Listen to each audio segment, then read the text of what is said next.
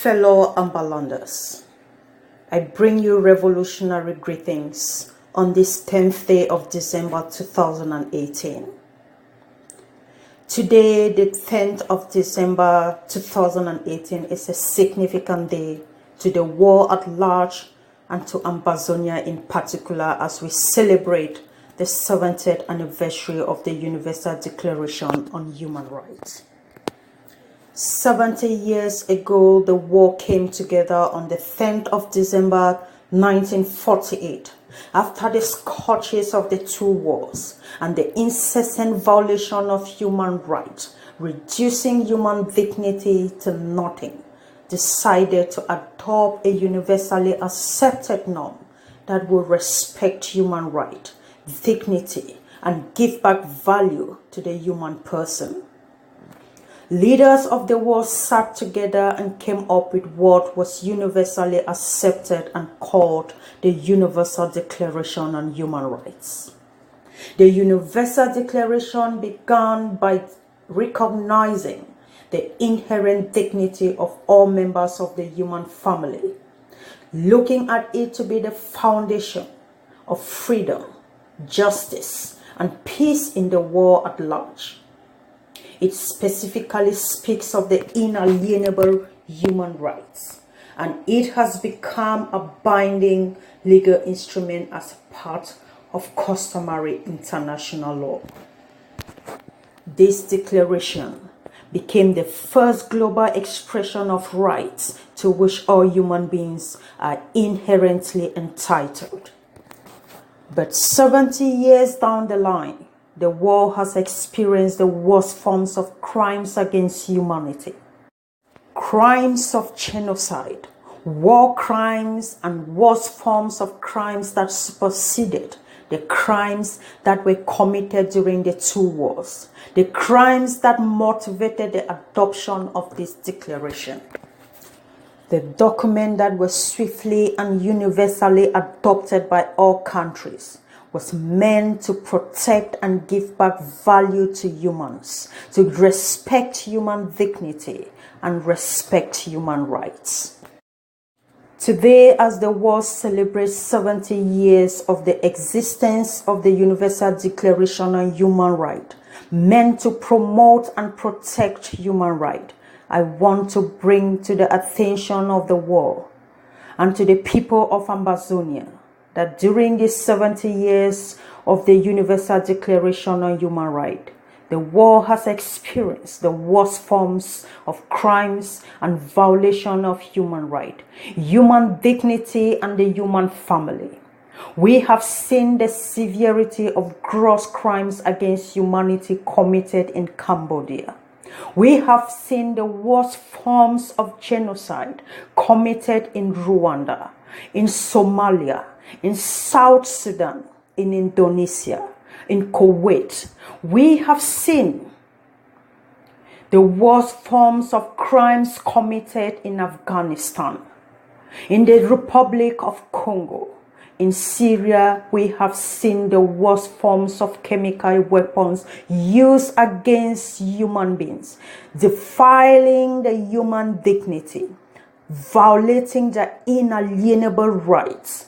We have witnessed the wars in Vietnam, the wars in Colombia, where lives were wasted and human life became useless and undignified. We have witnessed the wars in Haiti. We have experienced and lived apartheid in South Africa, the killings in Egypt, the thousands of people who died in the stripes of Gaza, in the Israeli-Palestinian war. All this occurred in the era of human rights protection. After the coming to being of the United Nations, meant to protect and uphold human lives and values.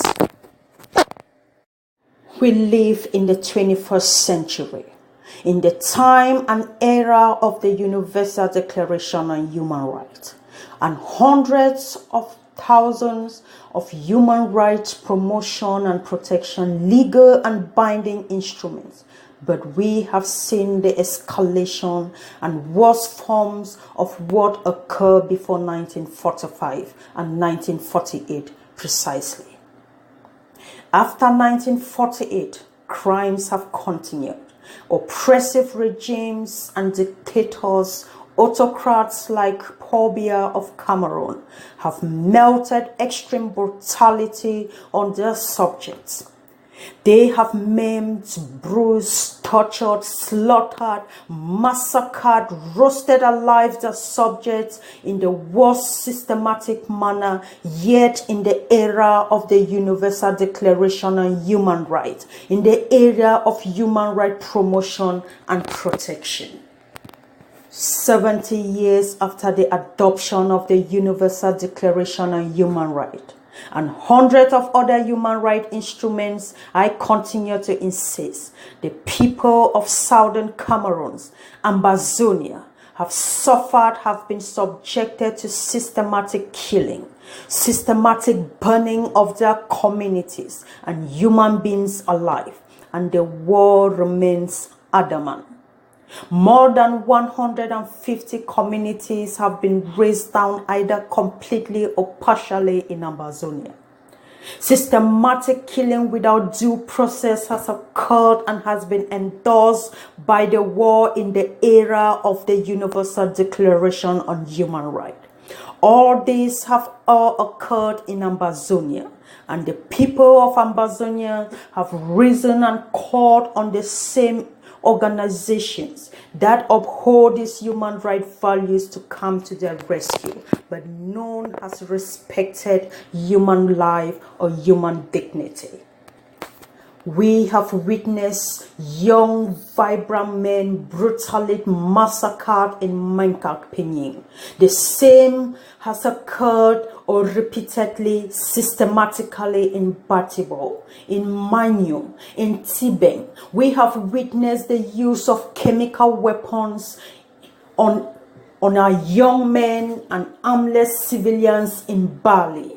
And the world remained eloquently silent in the midst of all of these atrocities. More than 800,000 women and children have been rendered homeless, forced out of their home in the most brutal way ever by the same brutal forces of a country that is a signatory to the same covenant that is meant to protect, promote, and uphold human value and dignity. The organizations that are meant to implement and ensure that these values are respected and are protected for the sake of humanity are today marred with corruption and conspiracy of the highest order. Protecting and endorsing murderers, normalizing murder, normalizing human suffering, protecting their economic interests above human lives and dignity. I want to use this opportunity to remind the world that on this occasion of the 70th anniversary of the Universal Declaration on Human Rights, the people of Ambazonia remain victims of gross human rights violations, victims of the system protected by the organizations that vow to protect human rights, victims of human rights violation protected by the same organization that vow to uphold human dignity and the human family. We are therefore calling on the world or on the United Nations to sit on this occasion and evaluate how human rights has been violated and how they have upheld human rights values in this era of human rights. I thank you all for your kind attention, and long live Ambazonia and short live the suffering of the people of Ambazonia. God bless you all.